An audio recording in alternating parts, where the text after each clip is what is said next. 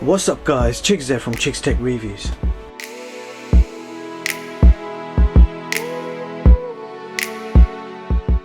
Today I've got my hands on the GJT GP1000 4K action camera. Now this camera is a real native 4K action camera with some very interesting specs, and I'm quite excited to see how this one performs.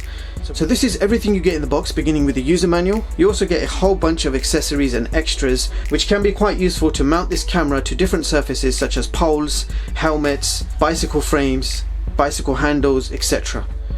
So here it is, people. So the camera does come in a waterproof case, so a nice looking design. It's made completely from plastic. You've got two LEDs on the front, a power button. On the top we've got a shutter button, and on the side you have a dedicated Wi-Fi button. On the other side we've got a microSD card slot, a micro HDMI port, and also your micro USB charging port. So at the bottom you have your battery compartment, and unfortunately there is no tripod screw. Now on the front of the camera we have a 170-degree wide angle lens which can shoot 12 megapixel photos and a maximum of 4K video at 30 frames per second. And this camera does support electronic image stabilization. Now on the back we have a 2-inch LCD screen, and this is not a touch screen. So this camera also has built-in Wi-Fi, so you can connect your smartphone and use it as a wireless viewfinder. Alright, so let's briefly switch this action camera on. Alright, so let's have a quick look at settings. So image stabilization is supported in 25 frames 4K, 2K, 1080p 60 frames, and 1080p at 30 frames per second. So they will all support image stabilization. Now, photo resolution is 14 megapixels, and with that being said, let's go ahead and take it out for a spin.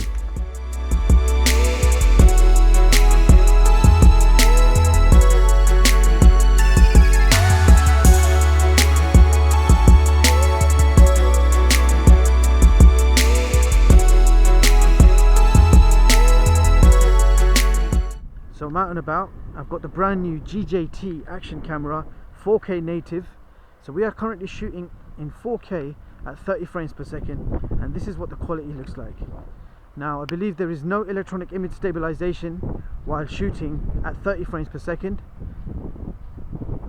So I'll keep it as steady as I possibly can, but this is what you can expect.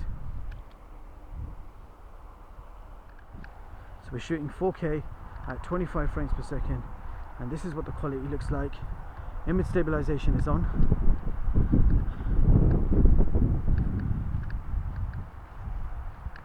It's quite a nice day today, sun's out, not very windy. So now I'm shooting 1080p at 60 frames per second. Electronic image stabilization is on, and this is what the quality looks like. So 1080p, 60 frames per second, people.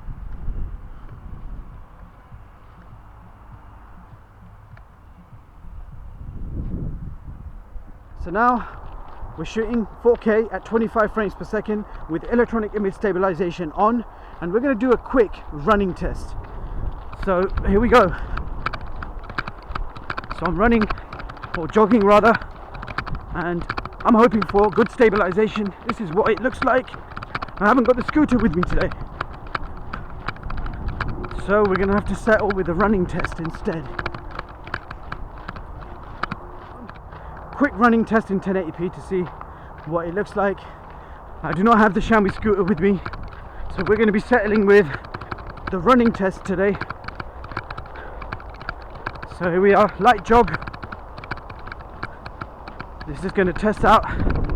So we are going to test the stabilization while we're jogging, including wind noise, and we'll see how good the stabilization is.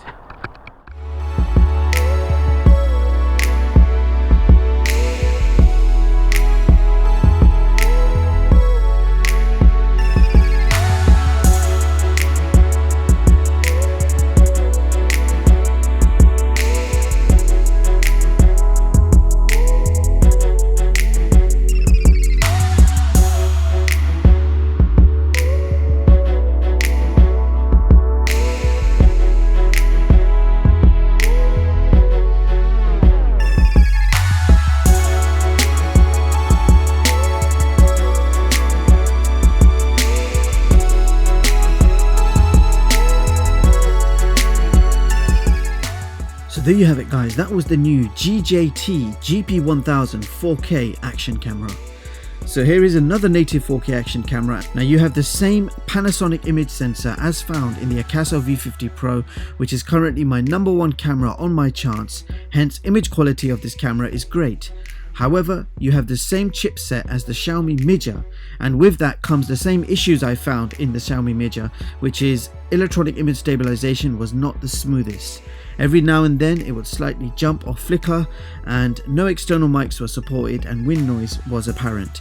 However, on the positive side, the audio was loud and clear, you have the bells and whistles when it comes to accessories, you have an easy to use point and shoot action camera which can be used as a dash camera and will give you a decent battery life. Now based on my experience with this action camera, I have ranked it number 8 on my chart. You can view all my latest charts online at chipset.com and read them at your leisure. Bottom line, a native 4K action camera produces good quality video and photo with clear and loud audio, but slightly let down by stabilization. And with that being said, I'll leave the links in the description so you guys can check this product out. That's all for this video. Thank you so much for watching, and I hope you all have a brilliant day. See you in the next one, guys.